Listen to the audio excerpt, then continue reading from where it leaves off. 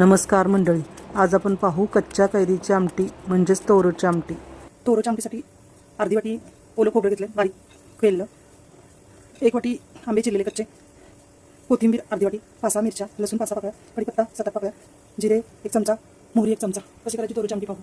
आमटीसाठी mixer घेतला, त्याच्यामध्ये हे लसूण घालायचे, मिरच्या घालायचे, कोथिंबीर घालायचे, खोबऱ्याचा चव घालायचे, आंब्याचे तुकडे घालायचे, कच्च्या आंब्याचे तुकडे घालायचे. मिक्सरला बारीक वाटण करून घ्यायचं. आपलं वाटण अगदी बारीक छान झालेलं आहे, असंच पाहिजे आपल्याला कन्सिस्टन्सी. कढईमध्ये तेल घालायचं आहे तोरोची आमटी करण्यासाठी. फोडणीला तेल घालायचं. तेल तापलेलं आहे, तर त्याच्यामध्ये आता जिरे मोहरी 1 चमचा घालायचा.